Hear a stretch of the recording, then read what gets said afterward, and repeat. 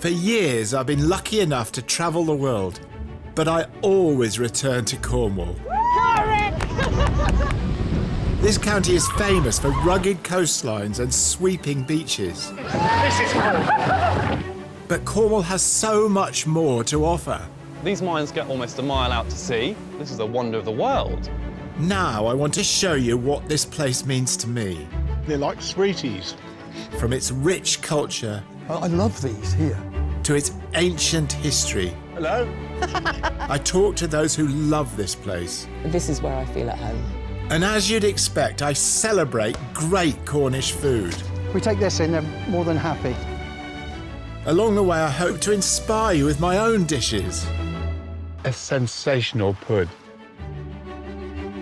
What I discover is that Cornwall is different to anywhere else in the world. And it's that difference that I want to try and explain and to tell you what Cornwall means to me.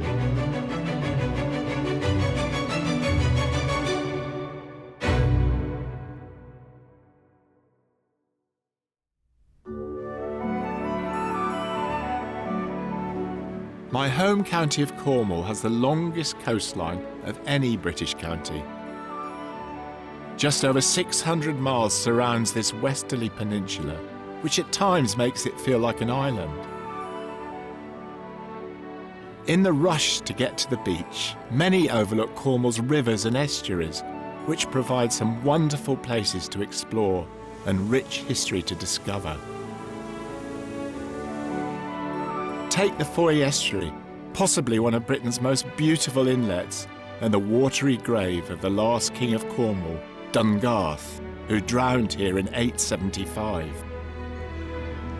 I've met my friend Cathy St Germans, who lives on the banks of the estuary, so knows it well. So peaceful, isn't it? So nice. What's that? It looks like a little folly there. Well, it's a bathing hut. And, Some bathing hut. I know, isn't it? Well, the legend goes that Edward VII used to come and bring his mistresses here Wow. and take advantage of the bathing hut. I mean, looking at it, you sort of almost guess there must have been some illustrious Yeah. users of the bathing Yeah. pool and inhabitants of that little love nest. Yeah. And there's also a story that Garibaldi bathed in that pool. When he came to England, he only wanted to come to Cornwall. Cathy moved here 4 years ago after her husband, the 10th Earl of St Germans, died. Look at that church. I mean, that is just St Winnow. Saint Winnow. I think it was built to be seen from the water, don't you know? I was thinking that, actually. Well, you'd feel closer to God, wouldn't you? Yeah, I think you would. And he was a saint. He could do what he wanted. My husband was a saint as well. St Germans. He was. Yeah. Apparently, Cornish churches are some of the oldest and smallest in the country. It's part of Cornwall I should be coming to a lot more often, but it's well, I suppose one of the great things about it is that it's a bit hard to get to. Yeah. Cathy is a local hero in these parts.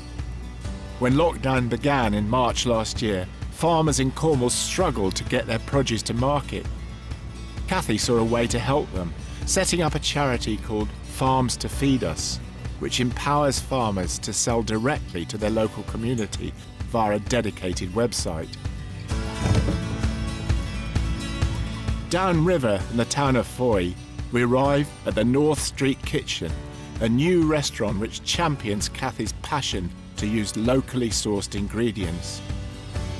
Oh, this looks nice. Hi. Cathy's Farms to Feed Us initiative, which began in Cornwall, now helps farmers all over the UK. Now, 18,000 people have accessed it, and we've got over 300 farms on there. And it's really helping people to connect with their community and farmers to connect with their community of consumers. And it wouldn't have happened if it hadn't been for the COVID lockdown. No, there wasn't a database Yeah. of local farmers and who you could buy from. People didn't know what was over their hedge or behind that gate.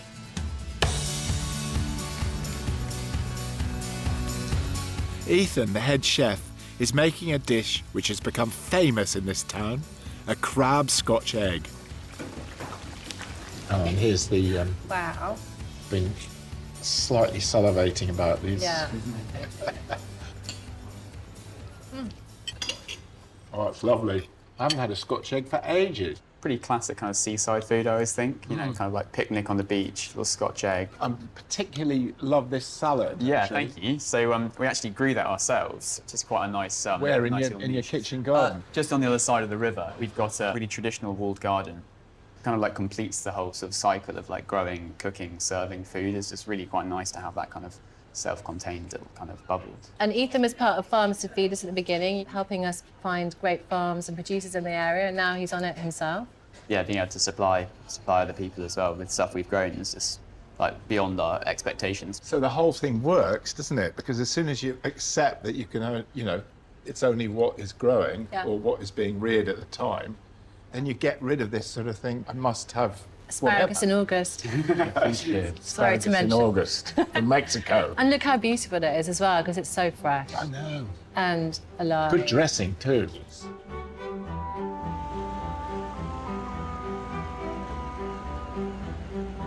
I left Kathy and Ethan and went to explore the medieval town of Foy.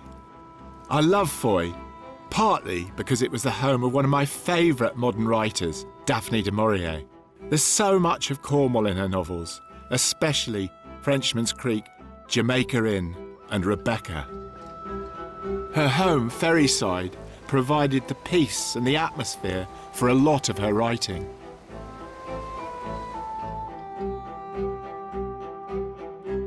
At the mouth of the River Foy is St Catherine's Castle. More fort than castle, it was built by Henry VIII in the 1530s to defend the harbour. More recently, it was used to house anti-aircraft guns during the Second World War.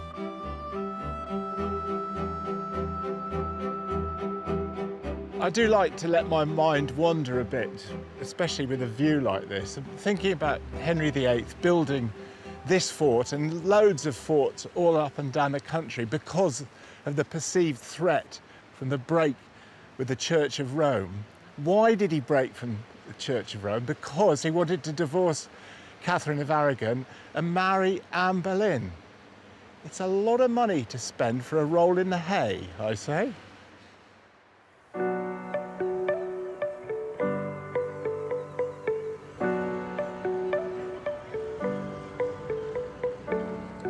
Two centuries earlier, during the 100 Years' War, Foy was a hotbed of piracy. Lawless mariners were given permission to raid and capture ships in the name of England, as long as they could get away with it. They became known as the Gallants of Foy. If you're fond of derring-do poetry, like the highwaymen came riding up to the old inn door, then you'll love Henry Sewell Stokes' Gallants of Foy. I've written down 2 or 3 verses just to give you an idea, but it's got a very strong rhythm and it diddly, diddly, diddly, diddly like that. Gallants of Foy, good hands to get freights or take prizes, ahoy! Though I hang for it shortly, I'll hazard the trip and be one of the crew of that sea-going ship. The anchor is up and the harbour chained down, and the bells they ring merrily out from the town. We shall soon find a Spaniard or Frenchman, they say, and bring something back to this snug little bay. What happens is they go out to sea and they see what they think is a Spaniard because it's got the flag and the colours of a Spanish ship, but it turns out to be a Dutchman. And the Dutchmen are really, really angry because these gallants from places like Foy are coming out and nicking their cargo. So they capture them and they take them back to Holland. And the last couple of sad lines, but not really sad because it's such a jaunty poem, read as follows. "'Twill be many a month ere I shout ship ahoy, and a long, long goodbye to the sweethearts of Foy." And I too must say goodbye to Foy.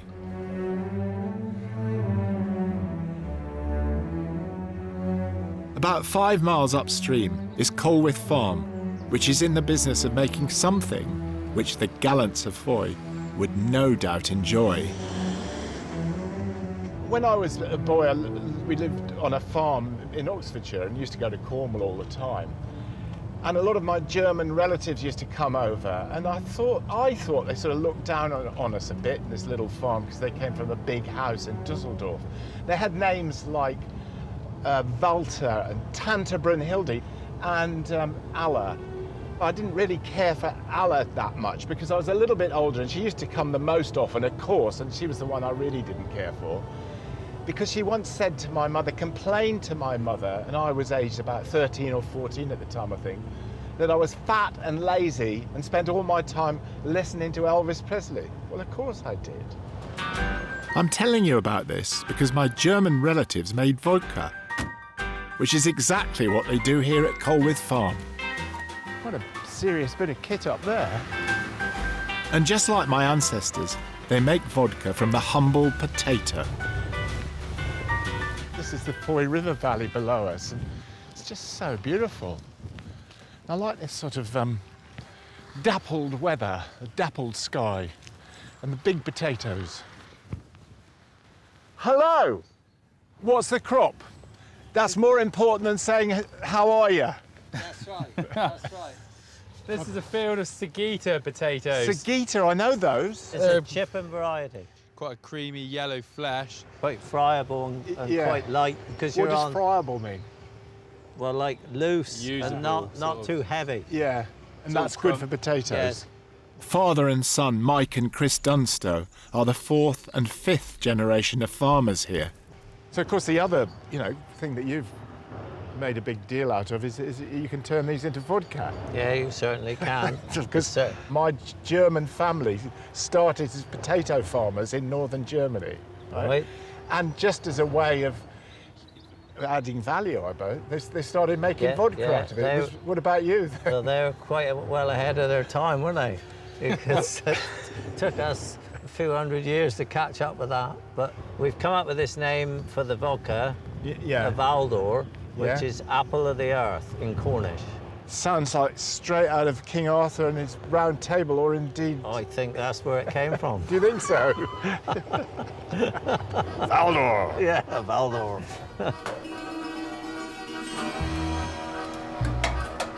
While one side of the family grows the potatoes, Mike's other son, Steve, takes charge of the distillery.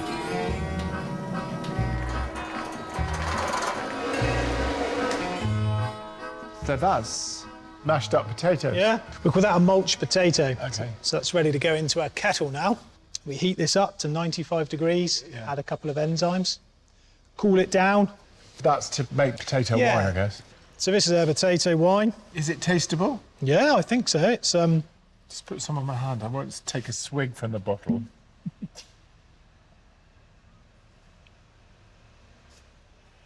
It's like somebody's homemade wine that hasn't been terribly diligent in it, really. It just is very yeasty. but it's perfect for us to go Yeah. from no alcohol to 10% alcohol, Yeah. right through to 96 in a minute. The potato wine is put into a still and heated to evaporate the alcohol, which is collected and called a low wine. So what sort of percentage of alcohol would that be now, then? This is a 30, Yeah. so we've gone from 10 to 30, Yeah. and then we need to go even higher. The low wine is transferred to a second still, where it's distilled further to make ethanol. So what we have here is a lovely ethanol, which we will dilute into vodka. So this is 96%. Yeah, I wouldn't take too much. Well, it doesn't last anyway. It's No, just, it's just- But I mean, it's not unpleasant though. It's just I mean, it yeah. just vaporizes off your tongue. Yeah, and you know, the aroma, the nose that's giving is sort of very sweet, ethyl ethers, creamy. Yeah, and not unpleasant at all. No. Go and have a sample. I think we should. Looking forward to it. The ethanol is diluted with locally sourced mineral water to create their award-winning Cornish vodka. Sounds very nice. Yeah, there you go. Sounds good. Yeah. Right, here Shall we? we? Go. Yes. Cheers. Cheers. Cheers.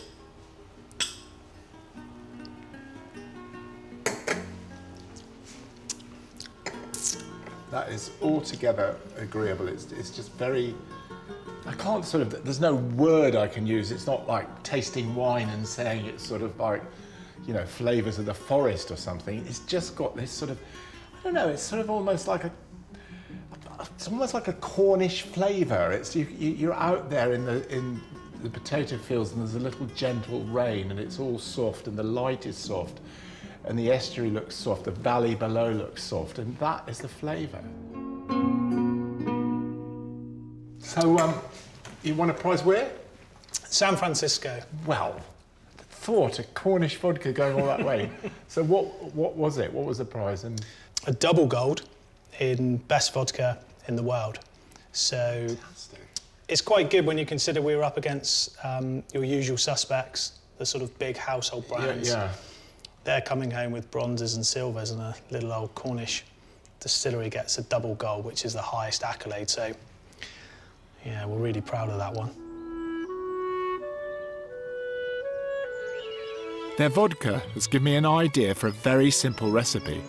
But first, I just need to find some blackberries. Favourite time of year for me, really, was blackberry season. I often think I'm guilty of eating more than I pick. But there is something unique about wild blackberries in the autumn. Blackberrying is one of Britain's favourite pastimes. It's thought we have 1,000 different species on our shores. If you compare them with the taste of cultivated blackberries, the cultivated ones are, of course, much bigger and sweeter and more succulent, but they don't have this sort of indefinable, wonderful, wild taste about them. And I just think that going on walks, for me, any time of the year is also about foraging. I love finding wild sorrel, parsley. Even thinking this year the rose hips are so good, I might even try that. I just love our hedgerows. I'm going to show you how to make a blackberry compote to go with vodka drizzle pancakes. I did actually manage to get some in the bowl, as I ate so many. I just love blackberries. I thought I might drizzle the pancakes with a little lemon juice and vodka, just to make them slightly boozy. Pancakes are an ancient recipe of flour, egg and milk. They're so easy to make. Start your pancake batter with 1 egg dropped into 125 grams of plain flour. I always put oil in my pancake batter. It does help to stop the pancake batter from sticking to the pan. Then gradually add about 300 millilitres of milk, being careful not to make the batter too thick. It's always a good idea just to check at the last minute that you've got that sort of the right thickness, because if the batter is too thick, it just looks wooden. If it's too thin, it falls apart. But if you get it just right, you get this lovely laciness in your pancakes. So that's ready to go. Cook each pancake for a minute or 2 on each side, Well, that's looking pretty nice. and then keep warm. I've just borrowed this pan. I had 2 identical pancake pans. You have to get used to your pans. And once you've got pancake pans, you use them for nothing else but making pancakes. Well, certainly in the restaurant. And you don't let any of those other chefs get near them. Next pancake. The great thing about pancakes is that they're so versatile. You can combine them with almost anything. In the restaurant, we make seafood pancakes, which I haven't put on the menu for years. And I'm just thinking, like I bought lobster thermidor back to the restaurant, I think we should bring seafood pancakes back. Everybody loves them. Basically, you just have a pancake, a little bit of white wine and cream sauce, and some nice fish like scallops, prawns, maybe a bit of white fish, maybe a bit of cheese, fold them up, a bit more sauce on top. Lovely. That's a nice looking pancake. I'm very pleased with that one. And now for the best bit.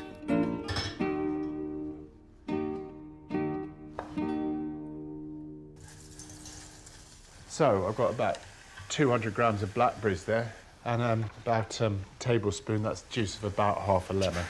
Just make my little compote, nothing to it. About 50 grams of sugar, I guess. Stirry, stirry. You might be asking, what is a compote? I don't really know. I think it just means sort of soft fruit cooked really in its own juices with sugar. French word. We probably haven't got an equivalent English word, really. It's often the case with cooking terms. That's going very nice. I'm just going to try that.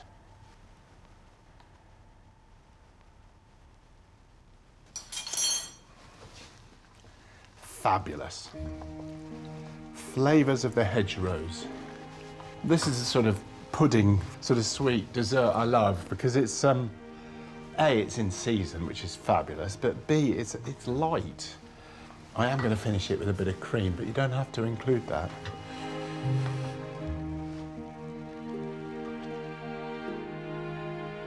Now, some sugar. This is childhood memories. Bit of lemon juice. Now, this is optional, of course, but if you like a boozy pancake, just a little bit of vodka on the top. Roll up. And now for the compote.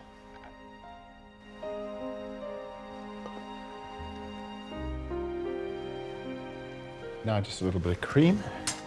Cornish clotted, of course.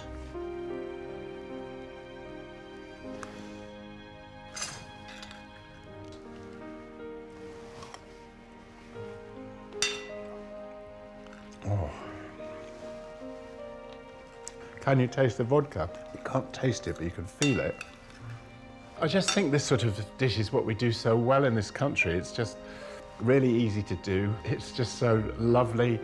It's using local ingredients in season. You can keep your many starred or hatted dishes with all the fancy pants bits and bobs on it. This is what I really like.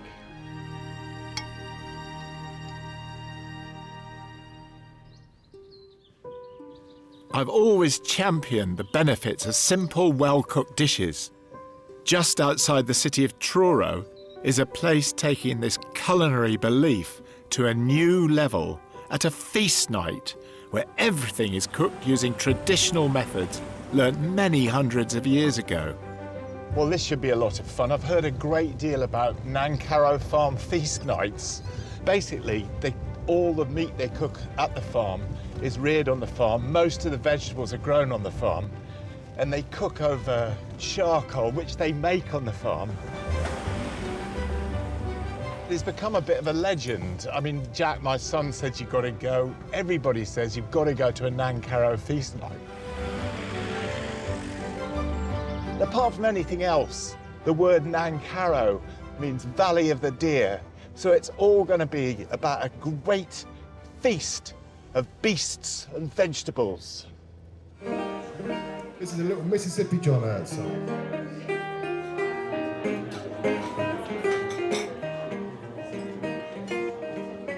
And there's quite an appetite for this rustic, simple way of eating. The brainchild of head chef Jack Bristow. Right, Roscoe, one more side and you're good to go. That's your side now, yeah? First up, a starter of char-grilled squash. So on here, the squashes that we've cooked have been done in a method where we burn the charcoal down to embers and then we smother it. So we bake it the whole way through. So you'll see on here, you get a really dark skin. Almost, Yes. people look at it and think, oh, you burnt it, you ruined it. Yeah. But actually, there's enough moisture to steam it. You see, it's like really nice and soft. Can I try a bit? Yeah, of course you can. So we slice the squash, and then we dress it with our salsa verde. So a Yeah. super acidic, herby dressing to break through the bitterness. So that's one of our veggie offerings. Thank you very much. A lot of vegetables have that moisture in them, and all Yeah. you're doing is that moisture is boiling it for you. It's stewing it from the inside. It's so good. Can I try a bit of beef with it then? Yeah, no worries, mate. So this is our beef. So this is our brisket. So how long did you cook this for then? Well, we cook it in the wood oven overnight. So good you can cut it with a spoon then. Exactly. You just put it on a little bit of salt, and that's it. It should just taste of a real good classic, like roast beef. So you've got a wood oven. Where's the charcoal then? The charcoal is everywhere, really, so we have no electric. We have electric for lights, but that's about it. This is Most of the people wouldn't have tasted food like this, would they, that they come here? People ask us, oh, where'd you get your techniques from, and like how... Where do you get them from? You start reading history books from hundreds of years ago, and this is how they cook through fire. So we just simplify everything we do and focus on the ingredients and on the produce. Gosh, if you like your beef, you just... It's like... It should just fall. Oh. That fat is just... Do people mind that amount of fat? Everybody wants lean food these days, don't they? You want the fat, so when you slow cook it, it doesn't just go dry, it's melting and falling apart.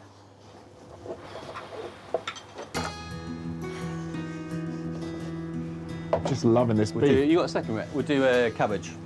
That's the last Tell me one. about the cabbage. It looks dreadful, like it's all like... Yeah. I know it's a current trend to sort of... Yeah, just blitz burn and cabbage, grill burn everything, it. yeah. Can I try a bit? Yeah, of course you can. So you can see Ricky now, it's just basting with the smoked butter. So that's stopping them from going crispy, and it's just adding that little bit of, like almost like an umami flavour from the smoke. Well, And I then- need to try this, because every time my son Jack, who you know, puts the sort of blitz cabbage on the menu, I just think, oh gosh, I'm not sure. So we've got the cabbage there, and you can see that how much butter is kind of soaking up through all the different layers. Nice. And then we've got the dressing afterwards and the kale. What is the dressing then? So the dressing is, we have loads and loads of kale growing in the garden. We've actually got too much. So we blitz it into an oil, and we fold hazelnuts through it, just so it's got a little bit of a kick, and all that oil seeps through the cabbage.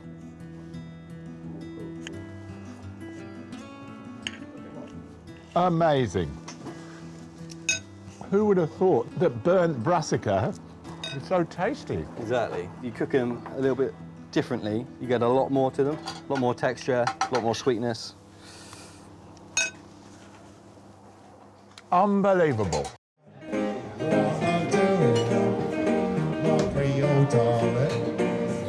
Well, I must say, I think Jack's always been going on about, my son Jack, about burnt cabbage, and I've just been sort of a dad, really, you know, just thinking, no, we don't like the idea of burnt cabbage, but he's right. There's so much flavour in it.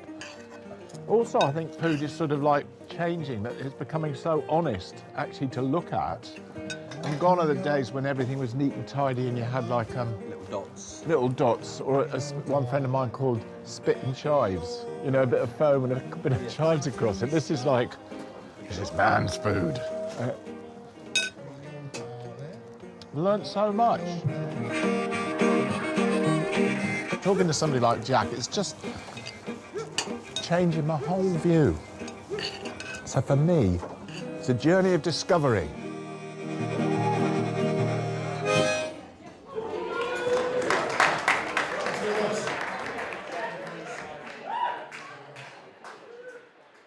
Join me next time as I continue my journey across the ancient land of Cornwall. It's a beautiful day, we're going lobster fishing. All's right in the world, I say. Yeah, that's a nice one. Nice cocked lobster. I wanted to show you a lobster risotto dish. Perfection, perfection. The secret of all kitchen gardens, feed the soil feeds you. It's a great family meal. Put that down on the table and tell them all to get on with it.